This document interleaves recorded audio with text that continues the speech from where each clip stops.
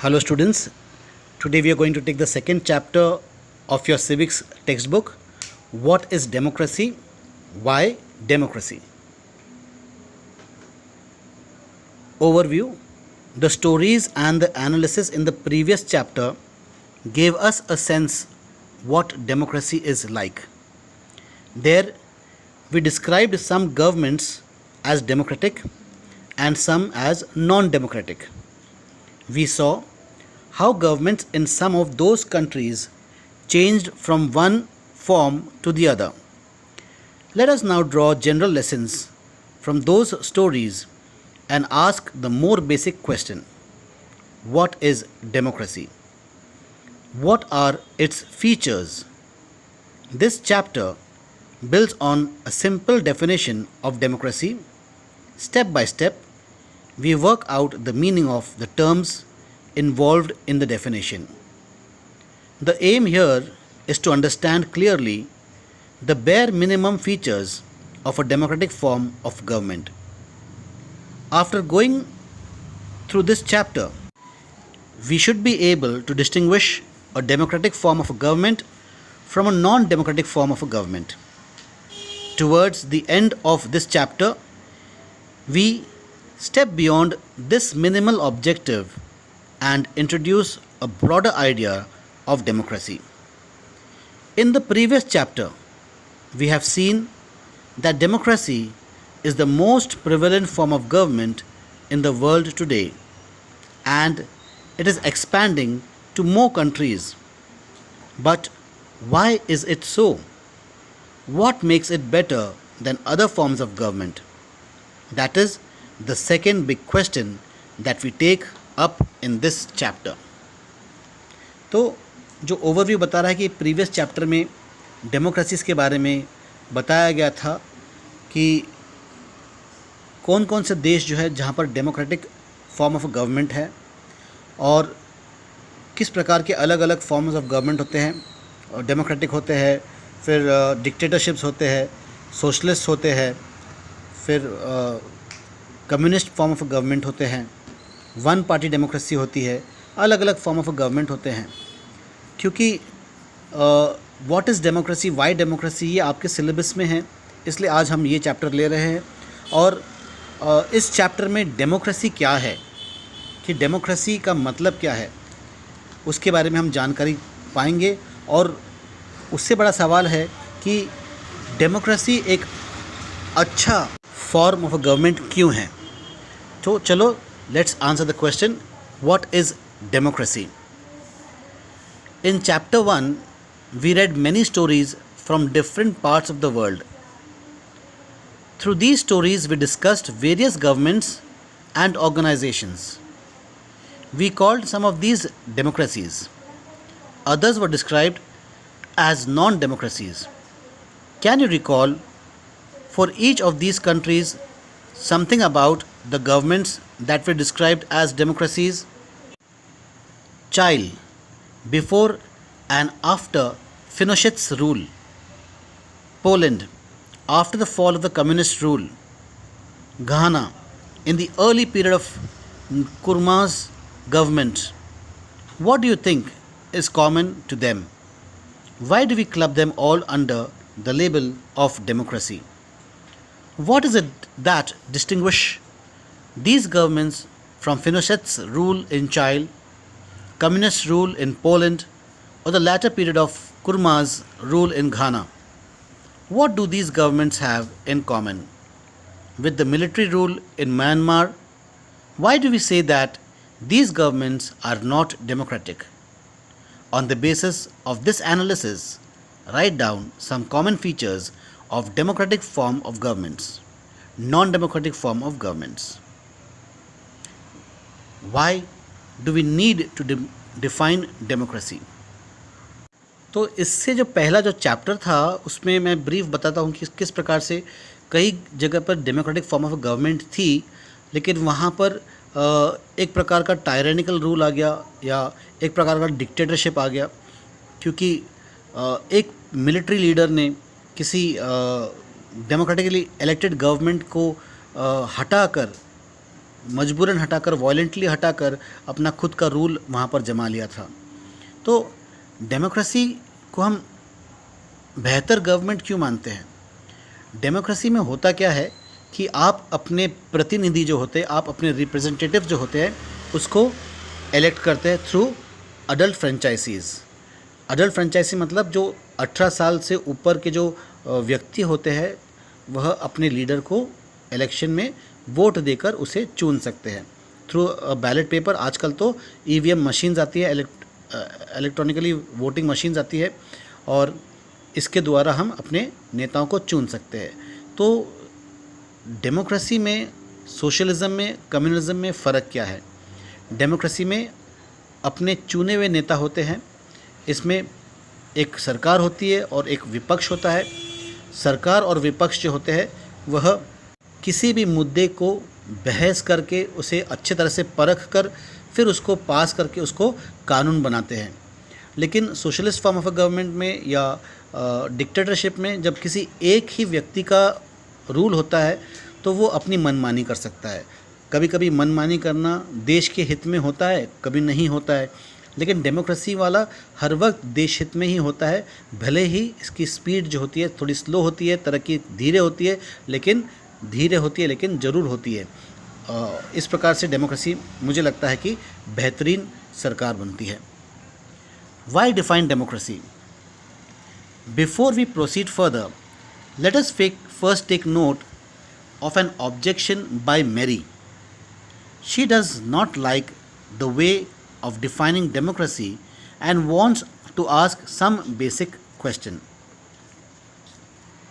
Her teacher, Matilda Landau, responds to her question as other classmates join the discussion. तो यहाँ पर एक classroom situation बनाया गया है। क्लासरूम में जो टीचर मटिल्डा लैंडो है, ये अपने स्टूडेंट से डेमोक्रेसी के बारे में पूछ रहे हैं। तो किसी ने डेमोक्रेसी के बारे में डिफ़ाइन किया, लेकिन मेरी को डेफिनेशन पसंद नहीं आया। तो टीचर उसके आगे चर्चा करती है। मेरी कहती है, ma'am, I don't like this idea. First we spend one whole chapter discussing democracies in different parts of the world, and then we want to find out the meaning of democracy. I mean, logically, shouldn't we have approached the other way around? Shouldn't the meaning have come first and then the example? तो मेरी का बिल्कुल साफ सवाल है अपनी teacher से कि पहले डेमोक्रेसीज़ के बारे में, डेमोक्रेसी को ठीक से डिफ़ाइन करने के बारे में, डेमोक्रेसी को समझने के बाद हमने पहले चैप्टर पे जाना चाहिए, जैसे कि आज हम कर रहे हैं। डेमोक्रेसी को समझने के बाद हमने पहले चैप्टर पे जाना चाहिए, ना कि पहले हम डेमोक्रेसीज़ को डिस्कस करेंगे, डेमोक्रेटिकली इलेक्टेड कंट्रीज़ को डिस्कस करेंगे और फिर डेमोक्रेसी के बारे में हम मीनिंग जानेंगे। तो उनकी मैडम जवाब देती है, मैडम का नाम लिंडो मैडम है, वो जवाब देती है, I can see your point Mary, but that is not how we reason in everyday life. We use words like pen, rain, or love. Do we wait to have the definition of these words before we use them? Come to think of it, do we have clear definition of these words? It is only by using a word that we understand its meaning. तो ma'am समझाते हैं कि ज़रूरी नहीं है कि हमें हर शब्द का पहले डेफिनेशन जानना आवश्यक हो जाता है। डेफिनेशन के जानने बगैर भी हम शब्दों का इस्तेमाल करते हैं। जैसा पेन हो गया, पेन को डिफ़ाइन थोड़ी करेंगे, रेन को किस प्रकार से डिफ़ाइन करेंगे और लव को किस प्रकार से डिफ़ाइन करेंगे। लव तो पूरा एब्स्ट्रैक्ट हो गया, इसको आप डिफ़ाइन कैसे करेंगे, लेकिन आप फिर भी इसको इस्तेमाल करते हैं, आप इसका यूज़ करते हैं। तो अगर हमने पहले डेमोक्रेसीज़ को डिस्कस किया डिफ़ाइन करने से पहले, तो इसमें कोई हमने गलती नहीं की। मेरी कहती है, but then why do we need definitions at all? अगर ऐसी ही बात है तो डेफिनेशन की ज़रूरत ही क्या है, हमने डिफ़ाइन करना ही क्यों चाहिए? तो लिंडो मैम कहती है, we need a definition only when we come across a difficulty in the use of words. तो डेफिनेशन का ज़रूरत कब पड़ता है? जब हमें उसको समझने में हमें कठिनाई होती है, हम उसको समझ नहीं पाते, तब हमको उसे डिफ़ाइन करके उसे समझना पड़ता है। We need a definition of rain only when we wish to distinguish it from, say, drizzle or cloudburst. तो अगर रेन का डेफिनेशन कब? रेन मतलब बारिश, तो बारिश और तूफ़ान में फ़र्क है ना? तो बारिश और तूफ़ान में जो फ़र्क है उसको डिफ़ाइन करने के, बारिश मूसलधार बारिश हो गई, रिमझिम बारिश हो गई, तूफ़ान आ गया, ये अलग अलग प्रकार की बारिश है। उसी प्रकार से जब डेफिनेशन होता है, ड्रिज़ल मतलब हल्की फुल्की बारिश, क्लाउड बर्स्ट मतलब बादल फट जाना, और बारिश मतलब जस्ट रेन, रेन मतलब जस्ट बारिश। तो इस प्रकार से मैम कहती है कि जब हमें कन्फ्यूजन हो जाता है, एक क्लियर अंडरस्टैंडिंग के लिए हमें डेफिनेशन समझना पड़ता है और डेफिनेशन निकालना पड़ता है। The same is true for democracy. We need a clear definition only because people use it for different purposes, because very different kinds of governments call themselves democracies. Rib young एक और एक student है इस class का, वो कहता है, but why do we need to work on a definition? The other day you quoted Abraham Lincoln to us, democracy is a government of the people, by the people and for the people. We in Meghalaya always ruled ourselves. That is accepted by everyone. Why do we need to change that? तो Lyngdoh ma'am जवाब देती है, I am not saying we need to change it. I too find this definition very beautiful, but we don't know if this is the best way of defining unless we think about it ourselves. We must not accept something just because it is famous, just because everyone accepts it. तो Abraham Lincoln के definition को लेकर चर्चा होती है. Abraham Lincoln कहता है democracy is the government of the people, by the people and for the people. सुनने को बड़ा प्यारा लगता है, अच्छा भी है, काफ़ी फेमस भी है. तो लिंडो मैम कहती है कि हाँ मुझे भी ये पसंद है, लेकिन क्योंकि अब्राहम लिंकन ने ये कहा है और क्योंकि ये बहुत ही फेमस कोटेशन है, तो इसका ये मतलब नहीं कि हमने इसको वैसी के वैसी एक्सेप्ट कर लेना चाहिए. योलंदा कहती है, ma'am can I suggest something? We don't need to look for any definition. I read somewhere that the word democracy comes from a Greek word demokratia. Democratia in Greek, demos means people and kratia means rule. So democracy is rule by the people. This is the correct meaning. Where is the need to debate? तो यहाँ पर योलंदा ने एक बहुत ही सही definition निकाला है, बहुत ही सही मीनिंग पर आए हैं. वो कहते हैं कि डेमोक्रेसी जो वर्ड है वो डेमोक्रेशिया एक ग्रीक वर्ड से निकला हुआ है. डेमोस का मतलब होता है पीपल और क्रेशिया का मतलब होता है रूल. तो रूल बाय द पीपल. तो बोलता है कि अब यहाँ पर डिबेट का सवाल ही कहाँ उठता है, सब तो पूरा क्लियर है. तो लिंडो मैम कहती है that is also a very helpful way of thinking about this matter. ये भी एक बहुत ही अच्छा तरीका है इस सवाल को सोचने के लिए.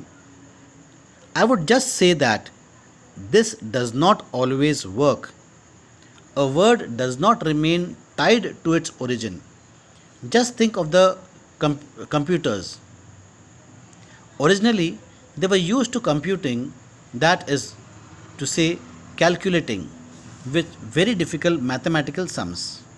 तो लिंडो मैम कहती कि हाँ ठीक है, ये भी एक सही तरीका है, आपको इससे मतलब मिल जाता है, लेकिन ज़रूरी नहीं है कि शब्द के मतलब पर ही पूरा डेफिनेशन आधारित होता है. उदाहरण के तौर पे कंप्यूटर का मतलब होता है कंप्यूट करना, मतलब सॉल्व करना, प्रॉब्लम्स, मैथमेटिकल प्रॉब्लम्स सॉल्व करना. शुरुआत में कंप्यूटर को मैथ्स के प्रॉब्लम्स को, जो बहुत ही डिफ़िकल्ट प्रॉब्लम्स हुआ करते थे, उसको सॉल्व करने के लिए यूज़ किया जाता था. These were very powerful calculators, but now days very few people use computers for computing sums. लेकिन आजकल कंप्यूटर को सम सॉल्व करने के लिए कौन यूज़ करता है? बहुत ही कम लोग कंप्यूटर से सम यूज़ करते हैं. They use it for writing, for designing, for listening to music and for watching films. Words remain the same but the meaning can change with time. In that case it is not very useful to look at the origins of word. तो word तो वही रहते हैं, लेकिन समय के साथ में क्या होता है, उसके मतलब बदल जाते हैं. इसलिए हम शब्दों के आधार पर डिफ़ाइन करना इसको सही नहीं मानते हैं, क्योंकि समय के साथ में शब्द रह जाते हैं लेकिन उसके मतलब बदल जाते हैं। मैरी वापस से कहती है, ma'am, so basically what you are saying is that there is no shortcut to are thinking about the matter ourselves. तो मैम आपका मतलब है कि हम जो सोच रहे हैं इसके लिए कोई भी शॉर्टकट तरीका नहीं है। We have to think about its meaning and evolve a definition. तो हमें इसके मीनिंग पर जाना होगा और उससे डेफिनेशन को इवॉल्व करना होगा। लेंदो मैम कहती है, you got me right, let us get on with it now. हाँ, अब आपको मेरे बात का मतलब समझ में आया, तो चलो हम इस चैप्टर को डिटेल में पढ़ते हैं। So let us take Lindo ma'am seriously and try to write down the exact definition of some of the simple words that we use all the time. Pen, rain and love. For example, is there a way of defining a pen that distinguishes it clearly from a pencil, a brush, a chalk or a crayon? What have you learnt from this attempt? What does it teach us about understanding the meaning of democracy? A simple definition. Let us get back to our discussions on similarities and differences among governments that are called democracies. In the previous chapter, we identified one simple factor common to all democracies. The government is chosen by the people. We could thus start with a simple definition. Democracy is a form of government in which the rulers are elected by the people. तो democracy का अगर हम एक simple definition ले तो उसका simple definition ये है कि डेमोक्रेसीज़ में नेताओं को चुने जाते हैं। Democracy is a form of government in which the rulers are elected by the people. This is a useful starting point. This definition allows us to separate democracy from forms of government that are clearly not democratic. The army rules of Myanmar are not elected by the people. Those who happen to be in control of the army become the rulers of the country. People have no say in this decision. Dictators like Pinochet are not elected by the people. This also applies to monarchies. The King of Nepal and Saudi Arabia rule not because the people have chosen them to do so, but because they happen to be born in the royal family. This simple definition is not adequate, that democracy is people's rule. But if we use this definition in an unthinking manner, we should end up calling almost every government that holds an election a democracy. तो अगर हम इस simple definition जो democracy is a form of government in which the rulers are elected by the people, ये democracy मानते हैं, तो जो सिंपल डेफिनेशन है कि डेमोक्रेसी पीपल्स रूल्स नहीं है। केवल पीपल का रूल होना डेमोक्रेसी का रूल नहीं होता है। कई कई जगह पे डिक्टेटर्स, फिनोशेट जैसे डिक्टेटर्स होते हैं वह रूल करते हैं। कहीं पे मोनार्कीज़ है, जैसे नेपाल में हुआ करता था, अभी भूटान में मोनार्की है। नेपाल में कभी एक ज़माने में ये मोनार्की हुआ करती थी, अभी डेमोक्रेसी आ गई है वहाँ पर। सऊदी अरेबिया में अभी भी मोनार्कीज़ है, तो यहाँ पर राजा लोग राज करते हैं। तो केवल लोगों का राज करना, केवल इसी बात को हम कहेंगे तो ये डेमोक्रेसी नहीं हो जाती है। लेकिन हाँ, एक बात तो तय है कि डेमोक्रेसी में इलेक्शंस होते हैं और लोग जो है अपने नेताओं को चुनकर ले आते हैं। We would end up calling almost every government that holds an election a democracy. That would be very misleading. As we shall find out in chapter 4, every government in contemporary world wants to be called a democracy even if it is not so. तो chapter 4 जब हम पढ़ेंगे तो यहाँ पर हर एक government जो है अपने आप को एक डेमोक्रेटिक गवर्नमेंट कहलाने पर तुली हुई है, क्योंकि भले ही वो डेमोक्रेटिकली इलेक्टेड गवर्नमेंट नहीं होंगी, वहाँ पे डेमोक्रेसी नहीं होगा, लेकिन हर कोई चाहता है कि एक बोलने के लिए कि हमारी जो कंट्री है वो डेमोक्रेटिक कंट्री है। We can do so by understanding each word in this definition carefully and spelling out the features of a democratic government. तो कॉन्टेम्प्ररी वर्ल्ड यानी कॉन्टेम्प्ररी वर्ल्ड मतलब आज के ज़माने में हम जिस दुनिया में जिस समय में जी रहे हैं इसको कॉन्टेम्प्ररी वर्ल्ड कहते हैं। तो कॉन्टेम्प्ररी वर्ल्ड के अनुसार हर देश अपने आप को एक डेमोक्रेटिक कंट्री घोषित करना चाहता है, लेकिन हम सही मायने में इसको समझेंगे कि एक्चुअली जो डेमोक्रेसी क्या होती है इसको हम केयरफुली डिफ़ाइन करेंगे, केयरफुली स्पेल आउट करेंगे और डेमोक्रेसी के एक एक फीचर्स के बारे में हम जानने की कोशिश करेंगे। Features of democracy.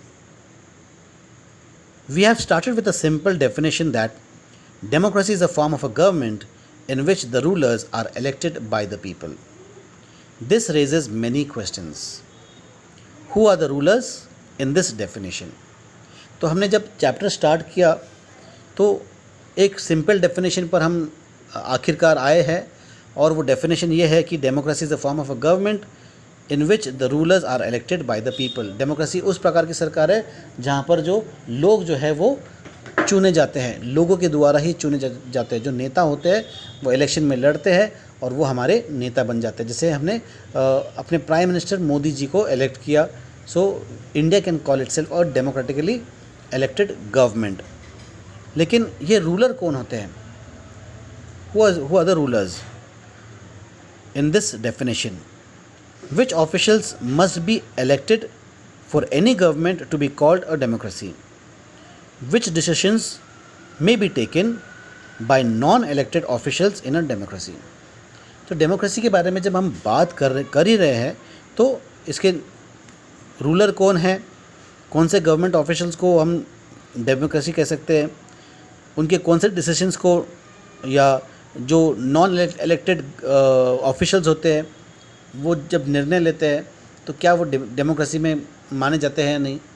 उदाहरण के तौर पे हमारे आईएएस ऑफिसर्स जो होते हैं या जो प्राइम मिनिस्टर के जो सेक्रेटरीज़ होते हैं ये बहुत ही हाईली क्वालिफाइड लोग होते हैं। ये इलेक्शन लड़कर नहीं आते, ये उनके क्वालिफ़िकेशन के बेसिस के ऊपर उस पोस्ट पर पहुंच जाते हैं। तो क्या ये जब प्राइम मिनिस्टर को एडवाइस करते हैं और प्राइम मिनिस्टर अगर इनकी एडवाइस को सुनते हैं तो क्या ये डेमोक्रेसी में गिना जाना चाहिए या नहीं? What kind of elections constitutes a democracy or democratic election? What condition must be fulfilled for an election to be considered as democratic? अगर इलेक्शंस भी होते हैं तो क्या इलेक्शंस, किस प्रकार के इलेक्शंस को हम डेमोक्रेटिकली सही मानते हैं, डेमोक्रेटिक इलेक्शन मानते हैं, या कौन से कंडीशन होना चाहिए जिसके आधार पर हम कह सकते हैं कि ये एक democratic form of a government है और इलेक्शन जो हुए वो डेमोक्रेसी के बेसिस पे, डेमोक्रेसी के आधार पर हुए हैं। Who are the people who can elect the rulers or get elected as rulers? Should this include every citizen on an equal basis? Can a democracy deny some citizens this right? Finally, what kind of a form of government is democracy? Can elected rulers do whatever they want in a democracy? Or must a democratic government function with some limits? Is it necessary for a democracy to respect some rights of the citizen? Let us consider each of these questions with the help of some examples. तो और भी सवाल उठते हैं यहाँ पर कि ये कौन से लोग होते हैं जो इलेक्शन में वोट करते हैं, या ऐसे कौन से लोग होते हैं जो इलेक्शन लड़ते हैं और इलेक्ट होकर आते हैं, या what kind of a form of a government is democracy, किस प्रकार की सरकार एक डेमोक्रेटिक सरकार है। इस सब के बारे में हम इस चैप्टर में और डिटेल में जानने की कोशिश करेंगे। Let us consider each of these questions with the help of some examples. Major decisions by elected leaders. In Pakistan, General Parvez Musharraf led a military coup in October 1999. he overthrew a democratically elected government and declared himself the chief executive of the country. Later, he changed his designation to president and in 2002 held a referendum in the country that granted him a 5 years extension. तो हमारे पड़ोसी मुल्क में, पड़ोसी देश में, पाकिस्तान में general Parvez Musharraf ये मिलिट्री के जनरल थे और 1999 अक्टूबर 1999 में उन्होंने जबरन करके वहाँ का जो प्राइम मिनिस्टर था उसको जेल में डालकर और उसके बदले खुद प्राइम मिनिस्टर बन गए। शायद उस वक़्त मिसेस भुट्टो थी या नवाज़ शरीफ थे पाकिस्तान के प्राइम मिनिस्टर। इन दोनों में से कोई तो भी एक पाकिस्तान का प्राइम मिनिस्टर था। आई थिंक मिसेस भुट्टो थी, बेनज़ीर भुट्टो, वो पाकिस्तान की प्राइम मिनिस्टर थी। और क्योंकि इंडिया से उनके संबंध कुछ ठीक नहीं चल रहे थे, इंडिया पाकिस्तान हर वक्त एक बहुत ही टफ़ सिचुएशन पे चलता था, तो मुशर्रफ चाहता था कि जो मिलिट्री डिक्टेट कर रहा है प्राइम मिनिस्टर ने वैसा ही करना चाहिए। और जब प्राइम मिनिस्टर उसका साथ नहीं दे रही थी तो उसने प्राइम मिनिस्टर को ही हटाकर अपने आप को कंट्री का एग्जीक्यूटिव, चीफ एग्जीक्यूटिव घोषित कर दिया और बाद में अपने आप को president of the Pakistan country declare कर दिया। उसके बाद में उसने एक रेफरेंडम ली। रेफरेंडम मतलब लोगों की राय मांगी और लोग उसके साथ में थे, क्योंकि कारगिल वॉर हुआ था। इसी दौरान बहुत ही चालाकी से, चतुराई से उसने इंडिया के ऊपर आक्रमण कर दिया। ये पाकिस्तान के फेवर में आ गया और वो जो मुशर्रफ जो था वो प्रेसिडेंट बन गया और 5 साल के लिए प्रेसिडेंट डिक्लेयर हो गया। Pakistani media, human rights organisation and democracy activities said that the referendum was based on malpractices and fraud. Pakistan का जो मीडिया था और पूरे वर्ल्ड ऑर्गेनाइजेशन थे कि जो रेफरेंडम जो हुआ वो ये सही ढंग से नहीं हुआ, ये पूरा घोटाला था, माल प्रैक्टिस था और फ्रॉड था। इन अगस्त 2002 he issued a legal framework order that amended the constitution of Pakistan. According to this order, the president can dismiss the national and provincial assemblies. The work of the civilian cabinet is supervised by a national security council which is dominated by military officers. तो परवेज़ मुशर्रफ ने एक चाल चली 2002 में, अगस्त 2002 में उसने क्या किया, एक ऐसा नया लीगल फ्रेमवर्क लाया जहाँ पर वो ना केवल सेंट्रल गवर्नमेंट को कंट्रोल कर सके लेकिन स्टेट गवर्नमेंट के ऊपर भी उसका पूरे तरह से काबू बन जाए। तो उसने एक ऐसा कानून बनाया जिसमें से वह स्टेट गवर्नमेंट या नेशनल गवर्नमेंट को डिसमिस कर सके और अपने हाथ में पूरी सत्ता ले सके। The work of the civilian cabinet is supervised by a national security council which is dominated by the military officers. तो सिविलियन कैबिनेट जो था, जो यानी जो मिलिट्री से जिसका कुछ लेना देना भी नहीं था, यहाँ पर भी मिलिट्री के जो ऑफिसर्स थे इस कैबिनेट को डोमिनेट कर रहे थे। After passing this law, elections were held to the national and provincial assemblies. So Pakistan has had elections, elected representatives have some powers, but the final powers rested with the military officers and General Musharraf himself. फिर इसके बाद में क्या किया उसने 2002 में जब फिर से इलेक्शन लड़वाए, प्रोविंशियल लेवल के इलेक्शन लड़ाए और स्टेट लेवल के, नेशनल लेवल के इलेक्शन लड़ाए। और वैसे तो देखा जाए तो यहाँ पर इलेक्शंस हो रहे हैं लेकिन मेन पावर किसके पास में था, पाकिस्तान के प्रेसिडेंट परवेज़ मुशर्रफ जो कि एक मिलिट्री जनरल थे और उसके मिलिट्री ऑफिसर्स के हाथ में मैक्सिमम पावर्स थे। Clearly, there are many reasons why Pakistan under General Musharraf should not be called a democracy. तो क्या मुशर्रफ के अंदर जब पाकिस्तान चल रहा था तो मुशर्रफ के दौर को, क्या इस दौर को हम डेमोक्रेटिकली दौर कह सकते हैं पाकिस्तान में? ऐसे बहुत सारे कारण हैं जिससे ये संदेह होता है कि पाकिस्तान में डेमोक्रेसी थी। Clearly, there are many reasons why Pakistan should not be called a democracy. But let us focus on one of these. Can we say that the rulers are elected by the people in Pakistan? Not quite. People may have elected their representatives to the national and provincial assemblies, but those elected representatives were not really the rulers. तो भले ही पाकिस्तान में election हुआ होगा, भले ही लोगों ने vote किए होंगे, लेकिन ये जो रूलर्स थे वह इलेक्टेड रिप्रेजेंटेटिव्स नहीं थे।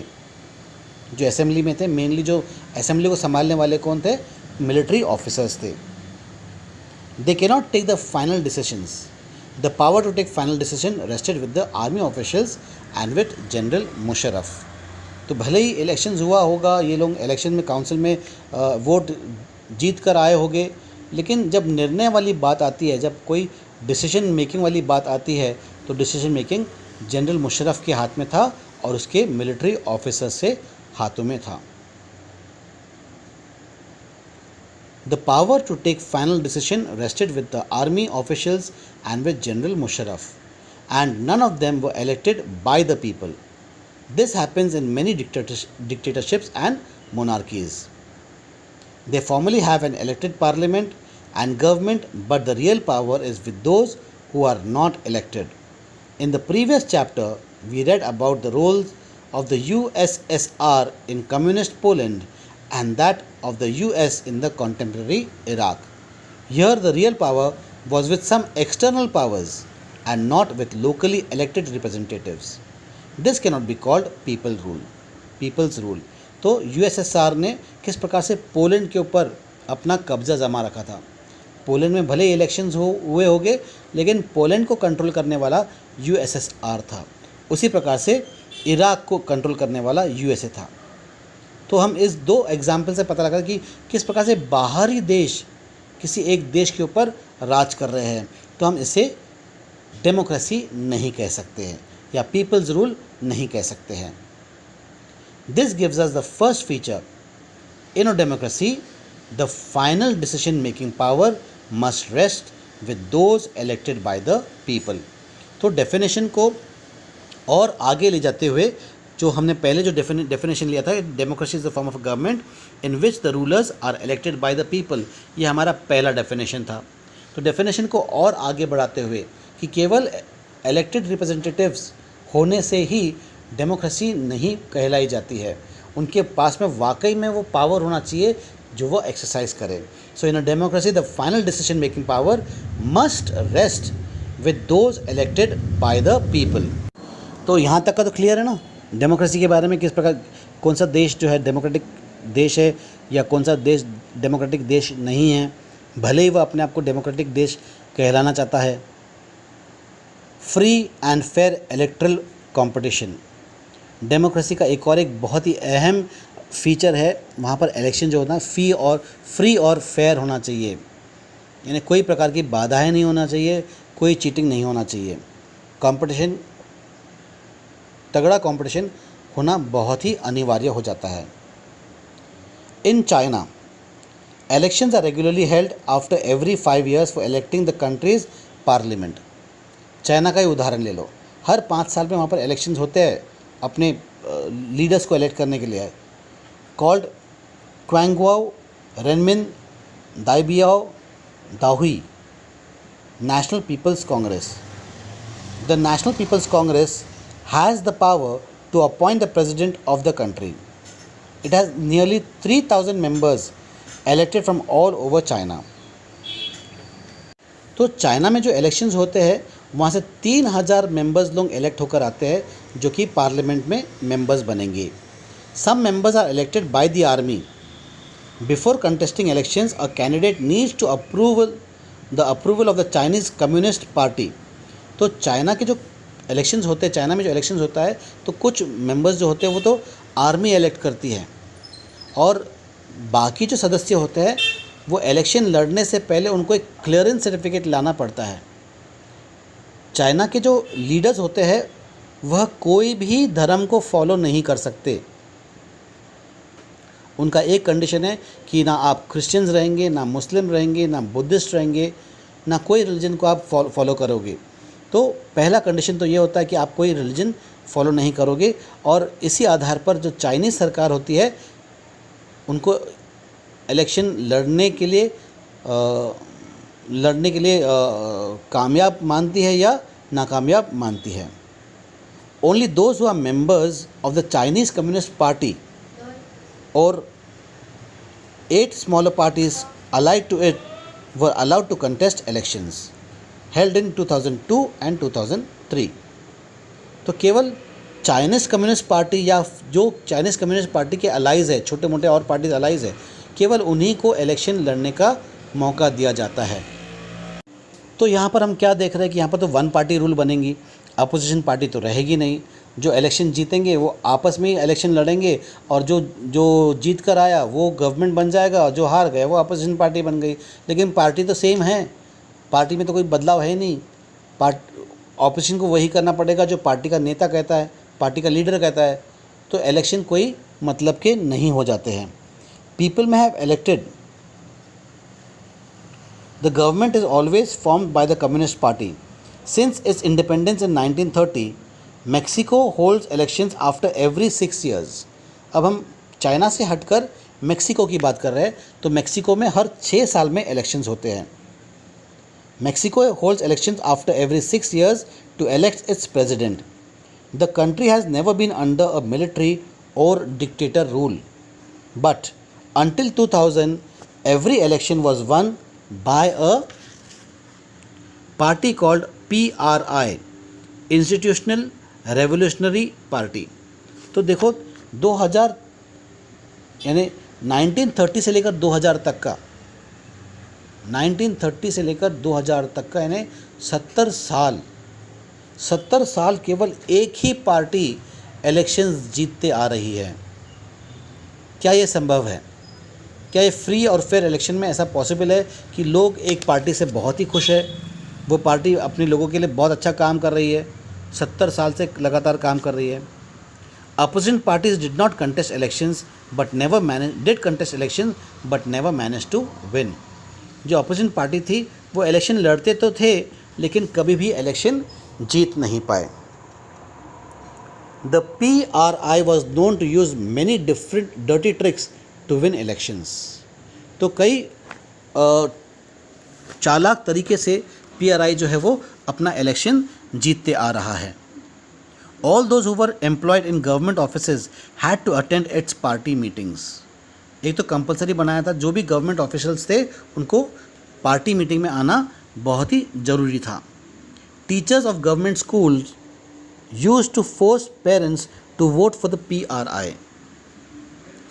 Media largely ignored the activities of opposition political parties except to criticize them. Sometimes the polling booths were shifted from one place to another in the last minute, which made it difficult for the people to cast their vote. The PRI spent a large sum of money in the campaign for its candidates. तो कई बार teacher लोग parents को force करते थे, जो government teachers थे वो parents को फोर्स करते थे कि PRI पार्टी को ही वोट करें। कभी कभी तो जो अपोजिशन पार्टी था, मीडिया उनका नाम और निशानी नहीं गिनते थे। केवल मीडिया में अगर उनका नाम आता था तो केवल उनकी खिल्ली उड़ाने के लिए, उनको पप्पू बनाने के लिए, उनका मजाक उड़ाने के लिए, इस प्रकार से उसका मजाक उड़ा दिया जाता था और बाकी किसी प्रकार से उनको प्रोजेक्ट नहीं किया जाता था। फिर पोलिंग बूथ जहाँ पर इलेक्शंस के वोट डाले जाने होते हैं, तो अगर पता है कि यहाँ के जो लोग हैं PRI के ख़िलाफ़ वोट करेंगे तो बूथ को ही शिफ्ट कर दो, तो लोगों को पता ही नहीं कि वोट कहाँ जाकर डालना है। तो इस प्रकार से जो PRI पार्टी थी ऐसे गंदे गंदे ट्रिक्स खेलकर 70 साल तक का लगातार राज करते आ रहे थे। Should we consider the election describes above as examples of people electing their rulers? Reading these examples, we get a sense that we cannot. There are many problems here. In China, the elections do not offer the people any serious choice. तो ना ही China में और ना ही Mexico में हम इन दोनों को democratically elected government नहीं मान सकते हैं, क्योंकि चाइना में क्या है, कोई चॉइस ही नहीं है। आपको एक ही पार्टी में से किसी नेता को इलेक्ट करना है। तो यहाँ पर अपोजिशन वाली बात ही नहीं आती है। एक ही पार्टी है, उसी में से इलेक्शन होंगे, उसी में से जो सबसे पॉपुलर नेता होगा वही जीत कर आएगा। They have no choice to choose the ruling party and the candidates approved by it. Can we call this a choice? In the Mexican example, people seemed to really have a choice, but in practice they had no choice. Mexico की बात अलग है। Mexico में दिखाने के लिए opposition party थी, बहुत सारे चॉइसेस थे, लेकिन क्या वाकई में ये उनको वोट कर पा रहे थे? किस प्रकार से उनको फोर्स किया जा रहा था, किस प्रकार से गंदी गंदी ट्रिक्स खेलकर अपोजिशन पार्टी को नीचा दिखाया जाता था। कभी कभी पोलिंग बूथ्स ही शिफ्ट कर दिए जाते थे। There was no way the ruling party could be defeated even if people were against it. These are not fair elections. तो लोग अगर इस रूलिंग पार्टी के खिलाफ रहे भी तो भी वह पावर में रहते, क्योंकि वो किसी न किसी तरीके से अपना ट्रिक चलाकर पार्टी में आ ही जाते थे, गवर्नमेंट में आ ही जाते थे। We can thus add a second feature to our understanding of democracy. Holding elections of any kind is not sufficient. तो एक और एक बात यहाँ पर पक्की हो गई है कि केवल इलेक्शन होल्ड करना ज़रूरी नहीं है कि वहाँ पर डेमोक्रेसी आ गई हो। Holding elections of any kind is not sufficient. The election must offer a real choice between political alternatives. तो इलेक्शन में आपके पास में वाकई में चॉइस होना चाहिए कि आप किसको जिताकर लाना चाहते हैं। And it should be possible for people to use this choice to remove the existing rulers if they wish so. So a democracy must be based on a free and fair election where those currently in power have a fair chance of losing. तो democracy का एक और एक feature सामने आता है कि free और फेयर इलेक्शन होना चाहिए, जहाँ पर जो प्रेजेंटली पावर में हैं वह हारना भी चाहिए, उनको हारने का एक चांस मिलना चाहिए। मतलब जो पार्टी पावर में नहीं है उसको जीतने का भी एक मौका मिलना चाहिए, तभी हम मानते हैं कि डेमोक्रेसी वाकई में जीवित है। We shall find out more about a democratic election in chapter 4। तो हम यहाँ पर अभी रुक जाते हैं, बाकी का चैप्टर हम आगे वाले क्लास में पढ़ेंगे।